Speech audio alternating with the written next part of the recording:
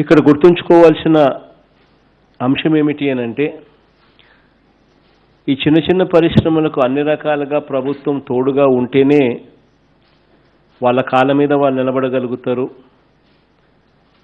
నలుగురికి చిన్న చిన్న ఉద్యోగాలైనా కానీ కనీసం దొరికే అవకాశం ఉంటుంది.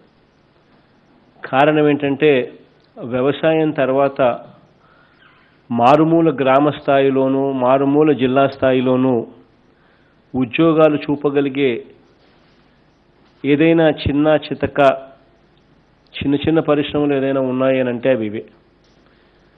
సో మారుమూల ప్రజలకు కూడా కొద్దో గొప్ప చిన్న చిన్న చదువులు చదువుకున్న వాళ్ళకు కూడా ఐటీఐలు కానీ డిప్లొమాలు కానీ చిన్న చిన్న చదువులు చదువుకున్న వాళ్ళకు కూడా ఉద్యోగాలు కల్పించే కార్యక్రమం ఎక్కడ జరుగుతుందనంటే అవి ఈ ఎంఎస్ఎంఈస్ వల్లనే జరుగుతుంది. సో ఈ పరిశ్రమ 2014 నుంచి 2015 గత ప్రభుత్వం హయాంలో నుంచి మన ప్రభుత్వం అధికారంలోకి వచ్చిన తర్వాత దాదాపుగా బకాయిలే ఎంఎస్ఎంఈలకు ఇవ్వవలసిన పారిశ్రామిక రాయితీలు ఆ బకాయిలే దాదాపుగా 800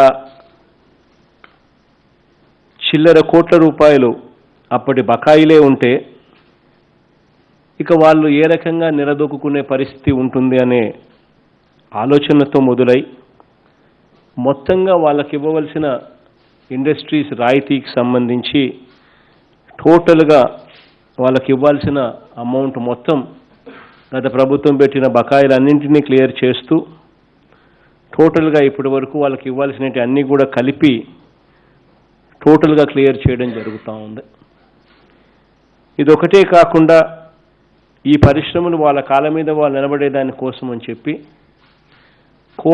కోవిడ్ సమయంలో ఈ లాక్డౌన్ వల్ల పరిశ్రమలు నడపలేని పరిస్థితిలో ఈ చిన్న చిన్న పరిశ్రమలు ఉన్న నేపథ్యంలో వీళ్లకు వెసులుబాటు కల్పించేందుకు వీళ్లకు దాదాపుగా 188 కోట్ల విద్యుత్ ఫిక్స్డ్ ఛార్జీలను ఈ 3 నెలల పాటు ఏప్రిల్ మే జూన్ మాసాలలో వీళ్లకు విద్యుత్ ఫిక్స్డ్ ఛార్జీలను కూడా మాఫీ చేస్తూ కార్యాచరణ చేశాం. ఇదొకటే కాకుండా ఎస్ఎఫ్సి ద్వారా ఏపీఎస్ఎఫ్సి ద్వారా దాదాపుగా 200 కోట్ల రూపాయలు ప్రతి చిన్న చిన్న పరిశ్రమలు ఎంఎస్ఎంఈ సెక్టర్లో ఉన్న ప్రతి చిన్న చిన్న సంస్థకు కూడా వర్కింగ్ క్యాపిటల్ కోసం 2 లక్షల రూపాయల నుంచి 10 లక్షల రూపాయల వరకు ఏ కంపెనీకైనా అవసరం ఉన్న పరిస్థితుల్లో వాళ్ళు అప్లికేషన్ పెట్టుకుంటే వాళ్లకు తక్కువ వడ్డీకి అంటే వాళ్ళకు కేవలం 6% నుంచి 8% వడ్డీ లోపలనే తక్కువ వడ్డీకి 2 లక్షల నుంచి 10 లక్షల రూపాయల వరకు వాళ్ళకు వర్కింగ్ క్యాపిటల్ రుణాలను కూడా ఏపీఎస్ఎఫ్సి ద్వారా దాదాపుగా 200 కోట్ల రూపాయల మేరకు ఏపీఎస్ఎఫ్సికి డబ్బిచ్చి రుణాలను కూడా అరేంజ్ చేసే కార్యక్రమాలు కూడా ఈ రీస్టార్ట్లో భాగంగా కూడా చేస్తూ ఉన్నాం. ఈ రుణ మొత్తాన్ని ఏదైతే తీసుకుంటారో 6 నెలల పాటు మారిటోరియం కూడా ఇస్తూ ఆ తర్వాత 3 ఏళ్లలో తిరిగి చెల్లించే వెసులుబాటును కల్పిస్తూ ఉన్నాం. ఈ కార్యక్రమాలన్నీ చేయడమే కాకుండా వీళ్ళు నిలదొక్కునే దానికి ఇంకా ఒక అడుగు ముందుకు వేస్తూ దాదాపుగా ప్రభుత్వానికి ఏటా అవసరమయ్యే 360 రకాల వస్తువులు ఇతర సామాగ్రి కోసం ఇతర సామాగ్రిలో కనీసం 25% ఈ సూక్ష్మ చిన్న తరహా పరిశ్రమలు మైక్రో అండ్ స్మాల్ నుంచే తీసుకోవాలని కూడా మన ప్రభుత్వం నిర్ణయించింది. అందులో కూడా 4% ఎస్సీలకు ఎస్టీలకు చెందిన ఎంఎస్ఎంఈల నుంచి ఖచ్చితంగా తీసుకోవాలని 3% మహిళలకు చెందిన సంస్థల నుంచి సేకరించాలని కూడా దిశానిర్దేశం కూడా చేశాం.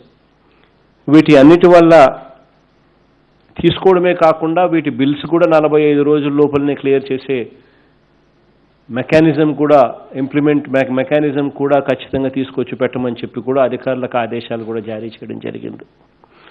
సో వీటి అన్నిటి వల్ల ఈ సెక్టార్ నిలదొక్కుంటుందని చెప్పి సంపూర్ణంగా కూడా విశ్వసిస్తూ ఈ చిన్న చిన్న పరిశ్రమలు బాగుంటేనే రాష్ట్రం అభివృద్ధిలోకి పరిగెత్తుంది అనే పూర్తిగా విశ్వసిస్తూ వీళ్ళందరికీ మంచి జరగాలని మనసారా కోరుకుంటూ ఈ కార్యక్రమానికి శ్రీకారం చుడతా ఉన్నాం. ఈ కార్యక్రమం ఈ సంవత్సరంలో దాదాపుగా 1100 చిల్లర కోట్ల రూపాయలతో ఈ కార్యక్రమానికి శ్రీకారం చుడతా ఉన్నాం. దీని తర్వాత నెక్స్ట్ ఇయర్ స్పిన్నింగ్ మిల్స్కి సంబంధించిన సెక్టార్ మీద కూడా ఆదుకునే దానికోసం కూడా అడుగులు ముందుకు వేస్తాం. దీని మాదిరిగానే ఎందుకనంటే గత ప్రభుత్వం 2014 నుంచి పారిశ్రామిక రాయితీల రూపకంలో పెట్టిన బకాయిలు ఎంత అని చూస్తే దాదాపుగా 4,000 కోట్ల రూపాయల పైచిలకు పారిశ్రామిక రాయితీలే గత ప్రభుత్వం బకాయిలు పెట్టింది. అటువంటి బకాయిలు పెట్టిన పరిస్థితిలో ఈ పరిశ్రమలకు ఇవ్వాల్సినటివి కూడా ఇవ్వని పరిస్థితిలో ఇవి బ్రతకలేవు, నడపలేవు అన్న సంగతి బాగా తెలుసు కాబట్టే నాకు వాళ్ళని ఆదుకునేదానికి అడుగులు ముందుకు వేస్తూ ఉన్నాం. మనకున్న ఆర్థిక పరిస్థితులు, మనకున్న ఆర్థిక ఇబ్బందుల మధ్య కూడా వీళ్ళను తోడుగా ఉండేందుకోసం అని చెప్పి ఒక్కొక్క సెక్టార్ను ఒక్కొక్క సంవత్సరం తీసుకుని వాటికి సంబంధించిన బకాయిలన్నీ కూడా పూర్తిగా తీర్చేసి వాళ్ళను వాటి కాళ్ళ మీద నిలబడే ప్రక్రియను మొదలుపెట్టించి తర్వాత సంవత్సరం ఇంకొక సెక్టార్ తీసుకునే కార్యక్రమం చేస్తూ ఉన్నాం. ఆ రకంగా ఈ సంవత్సరం ఎంఎస్ఎంఈ సెక్టార్స్ మీద ఫోకస్ పెట్టడం జరిగింది. ఎంఎస్ఎంఈ సెక్టార్స్కి సంబంధించిన దాదాపుగా ఈ చర్యలన్నిటి వల్ల దాదాపుగా బకాయిలన్నీ కూడా గత ప్రభుత్వం పెట్టిన బకాయిలన్నీ కూడా తీర్చడమే కాకుండా దాదాపుగా 800 చిల్లర కోట్ల రూపాయలు అప్పుడు గత ప్రభుత్వం పెట్టిన బకాయిలన్నీ కూడా 827 crores 827 కోట్ల రూపాయలు గత ప్రభుత్వం పెట్టిన బకాయిలన్నీ కూడా తీర్చడమే కాకుండా ఈ వ్యవస్థను నిలబెట్టేదానికోసం టోటల్గా 1100 చిల్లర కోట్ల రూపాయలతో అడుగులు ముందుకు వేశాం. Next year spinning mill sector మీద కూడా ధ్యాస పెడతాం. స్పిన్నింగ్ మిల్స్లో కూడా దాదాపుగా లెక్కలు అడిగితే దాదాపుగా 1000 కోట్ల పైచిలకు దాంట్లో కూడా పారిశ్రామిక రాయితీలు బకాయిలుగా ఉన్నాయి అని చెప్పి అధికారులు లెక్కలు తేల్చారు. సో నెక్స్ట్ ఇయర్ ఖచ్చితంగా దాదాపుగా స్పిన్నింగ్ మిల్స్కి సంబంధించిన మొత్తం బకాయిలన్నీ కూడా మరో 1000 కోట్ల రూపాయలు నెక్స్ట్ ఇయర్ క్లియర్ చేసేదానికోసం కార్యాచరణ చేస్తాం. సో నెక్స్ట్ ఇయర్ ఆ సెక్టార్ను కూడా బయటేస్తాం. దాని తర్వాత సంవత్సరాలలో మిగిలిన సెక్టార్లకు కూడా మేలు జరిగించే కార్యక్రమం చేస్తూ ఈ పెండింగ్లో ఉన్న అన్ని బకాయిలను కూడా ఒక పద్ధతి ప్రకారం రాష్ట్రానికి సంబంధించిన కష్టాలు ఎన్ని ఉన్నా కూడా, ఆర్థిక ఇబ్బందులు ఎన్ని ఉన్నా కూడా ఒక పద్ధతి ప్రకారం తీర్చుకుంటూ పోతామని చెప్పి భరోసా ఇస్తా ఉన్నాం. ప్రభుత్వం అన్నది ఏదైనా మాట చెప్తే ఆ మాట మీద ప్రభుత్వం నిలబడుతుంది అన్న నమ్మకం ఉన్నప్పుడే ఏదైనా పరిశ్రమ కానీ లేకపోతే ఏదైనా ముందుకొచ్చి పరిశ్రమలు పెట్టడానికి ఉత్సాహం చూపించే పరిస్థితి, ఎవరైనా పరిశ్రమలు పెట్టడానికి ముందుకొచ్చే పరిస్థితి కానీ ఉంటుంది. ఆ పరిస్థితి రావాలి. ఆంధ్ర రాష్ట్రం మీద మళ్ళీ క్రెడిబిలిటీ అన్న పదం మీద మళ్ళీ నమ్మకం కలిగించే కార్యక్రమం చేయడం కోసం అన్ని రకాలుగా ముందడుగు వేస్తామని చెప్పి మరొక్కసారి భరోసా కల్పిస్తూ దీనివల్ల సంపూర్ణంగా మీకు మద్దతు జరగాలని దేవుడి దయతో మీ అందరి చల్లని దీవెనతో ఈ కార్యక్రమాన్ని మనందరి ప్రభుత్వం చేయగలుగుతూ ఉంది.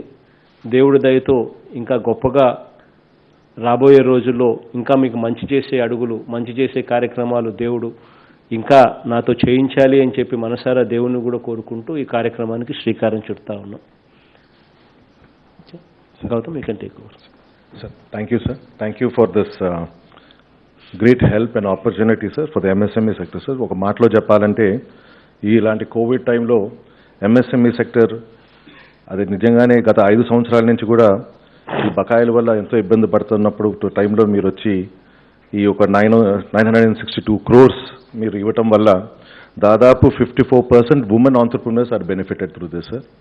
అలాగే 31% SC/STs entrepreneurs are benefited through this, sir. ముఖ్యంగా సార్ దీంట్లో ఇంకో మాట చెప్పాలంటే సార్, మీరు ఏది ఫార్మర్ ఫస్ట్ అనే పాలసీ మీద వచ్చారో దాదాపు 128 ఇండస్ట్రీస్, ఫుడ్ ప్రాసెసింగ్ ఇండస్ట్రీస్ 2018 నుంచి బాగా వెనకబడి ఉన్నారు సార్. దీంతో ఒకేసారి మనం we are able to benefit directly the farmers and also the labours. దానివల్ల ఇప్పుడు 128 industries have come on line sir. So once again sir, thank you very much sir, and I would like to take your permission to proceed with the next thing. Yeah. Can I request the Vijayanagaram Collectorate to come online? ఎవరైనా ICU ఉన్నా you can please go head నా. మీ తరపు నుంచి ఏమైనా సలహాలు ఏమైనా చెప్పాలనుకున్న వాళ్ళు ఎవరైనా కూడా they can come forward and speak. సూచనలు. Good morning sir. విజయనగరంలో సార్ 130 క్లెయిమ్స్ గాను 59 యూనిట్స్కి ఇవాళ 8,90,00,000 రూపాయలు మా విజయనగరం ఎంఎస్ఎంఈకి లాభం జరిగింది సార్. దాంట్లో భాగంగా ఇవాళ మనతో పాటు ఇక్కడ బల్క్ డ్రగ్స్ అండ్ ఫార్మస్యూటికల్స్ తరఫున మామిడి వాసుదేవరావు గారు ఉన్నారు సార్. ఆనరబుల్ చీఫ్ మినిస్టర్ గారితో మాట్లాడతామని అంటున్నారు.